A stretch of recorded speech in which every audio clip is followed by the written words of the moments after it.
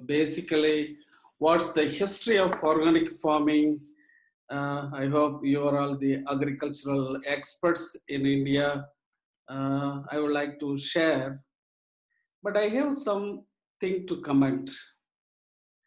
Today, the science and technology is not only the solution for development. We don't teach properly the younger generation value of culture, heritage, and history. This is my perception, what I learned in different countries according to their native cultures. India is the greatest nation of wealth and culture and heritage and history, including in agriculture. Just imagine in Ramayana, all dead things and rotting corpses return to earth and transformed to nourish the life. Likewise, in Mahabharata, uh, how the importance of human life to make the fertile soil. And Kautilya Arthashastra also mentioned manures like oil cake, excreta of animals to soil. Similarly, in Rig Veda, mention about organic manure in Rig Veda. That's why I think India is one of the pioneers in organic farming. And lately, we are picking up these last 20, 25 years, thanks to the agricultural scientists in India for picking up this science of organic farming in a global market. Likewise, different religions, they have their notations on importance of organic farming. In short, I would like to mention the story of organic farming in India can be divided into three parts: before advent of Europeans in India, and during the Europeans' rulings in India, and after independence. Before 17th century, as you know all, I think in the history we know all, India was the largest economy of the world, controlling 25.1% of the wealth. During the Europeans' ruling, uh, Indian economy was reduced to 22.5% and 1952 became 3.8%. After independence, of course, Brits left India, farmers with great debt and led into poor. In 1947, India could produce only 740 kilograms of grains per hectare. After independence, the slogan was grow for more food. So this whole history reveals that Indian economy was based on agriculture, was at the top of the world on 17th century. It's great. After the British came to rule India, all the problems happened on the change and pattern of agriculture. For example, the European rulers, they changed the fertile rice land into cash crops like cotton, sugarcane, jute, indigo, and opium, of course. So several policies and taxes were imposed and incentives were stopped to farming that not only made farmer poor, but also trapped into debt, and ultimately they lost interest and avoided investment in farming before independence period as well. Say in 1950-60, food production was the main agenda in the great nation. In 1970, became self-sufficient in food production. I think in India, I can tell an example. Even after cure, people like to take medicines. That is a practice I see in many places. Likewise, even after making a self-sufficient production, food production by the enormous research and development by the agricultural scientists in India, the farmers were pouring and pouring fertilizer and pesticides and insecticides and also herbicides to the soil. So in 1980, the chemicals and fertilizers became visible, and we were now afterwards doing problem of solving the agrochemicals in the soil and to make efficient use of water use. Dr. M.S. Swaminathan, a pioneer of green revolutionist in India, and described the green revolution is to increase the productivity in perpetuity without any ecological harm. That's what he commented on how to have our green revolution without harming the soil ecological system of the farming land. So the land area of major countries under organic culture in the world, if you see about Australia is number one, United States maybe number three, second is Argentina, China is fourth, and UK is 3.3% occupying 13th place, and 15th position is India, where the total agricultural land is occupied by organic farming is almost 0.3% only. However, Sikkim is the 100% organic farming state in India. As mentioned by the eminent agricultural scientists, to get the certification is the cost-effective and time-consuming process.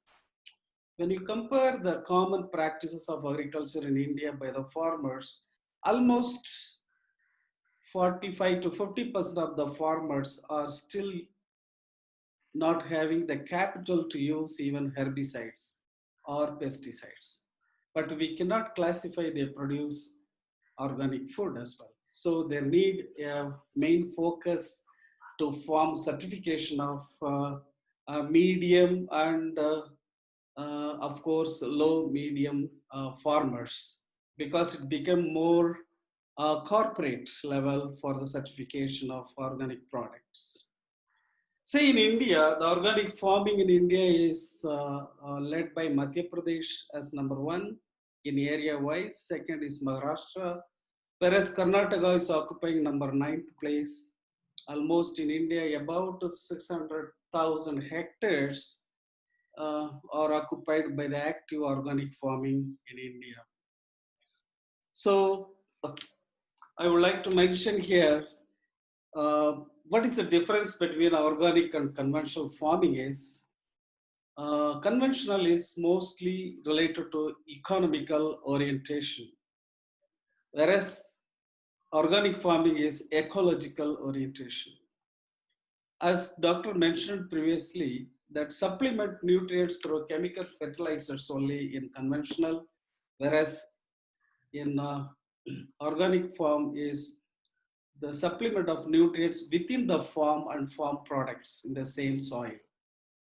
And weed control by herbicide in conventional as well as in organic is only by crop rotation or crop alternate selection.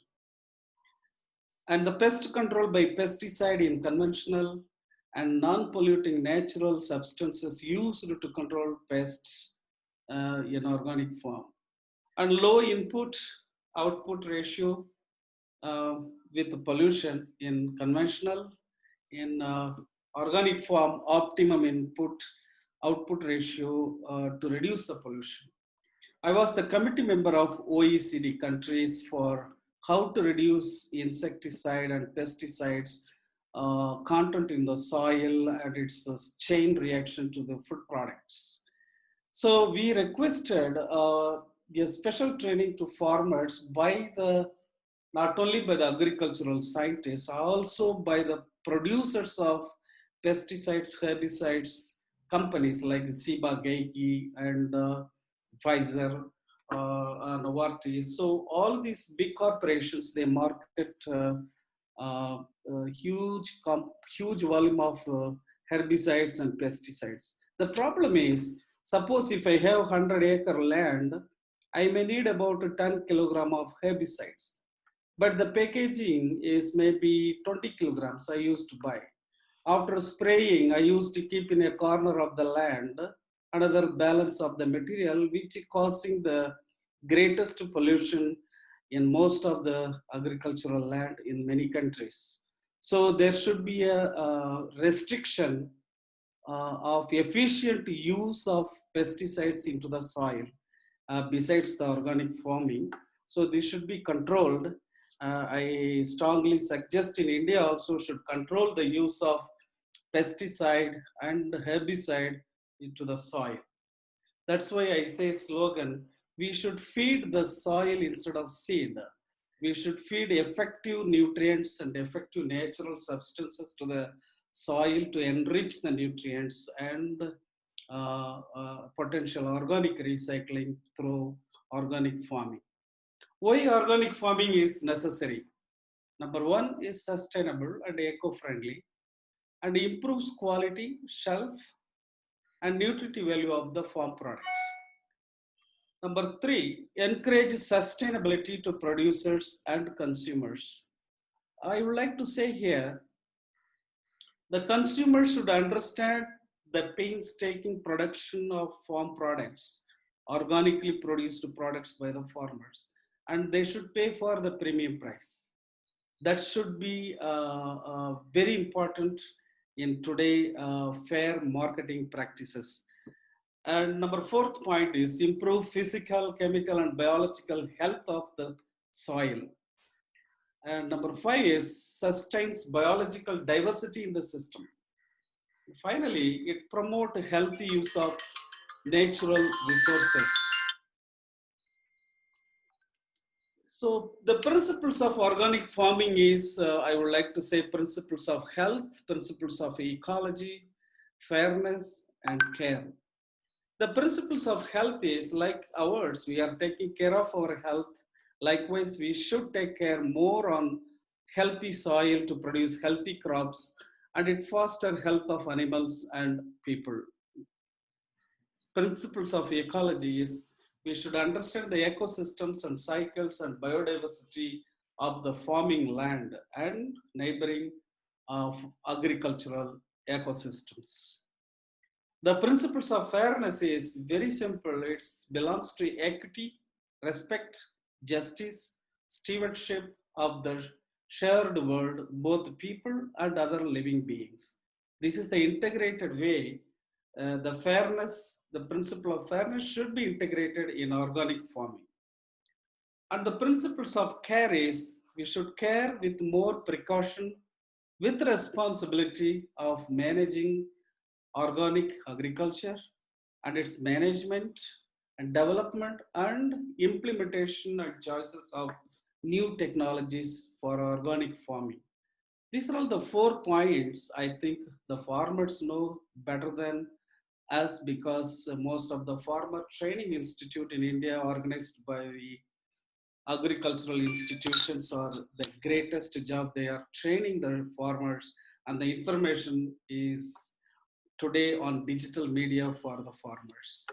So I would like to add something very important is in the COVID period, I would like to salute, first of all, besides the medical professional and the security officers of the country, I would like to salute the agricultural scientists of India and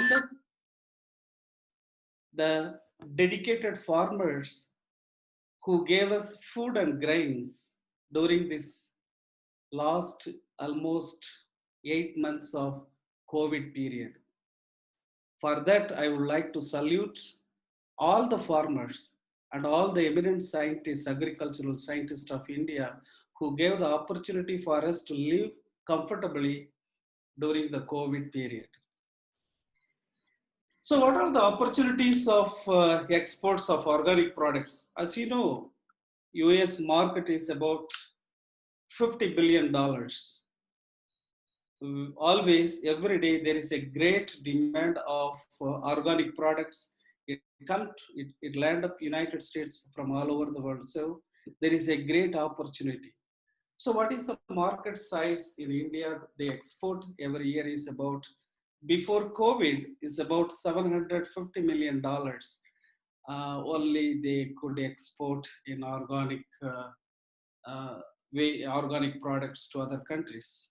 Whereas you see the Chinese, they do about $13 billion of exports of organic products. So there should be a intense lobbying or intense communication to the farmers and the organic farm growers to motivate them with a lot of government relaxed policy for exports of organic products besides the local consumption. So there is a great opportunity, and today I saw some of the works done by Indian Institute of Management in Ahmedabad, that they take a priority issue of what is the future business in agriculture is organic farming. It's a great opportunity. The Indian agriculture is having a lot of culture and history. I think it's a great time. The COVID time is reflecting all the farmers and the agro scientists and entrepreneurs to perform the organic product business worldwide and also in India.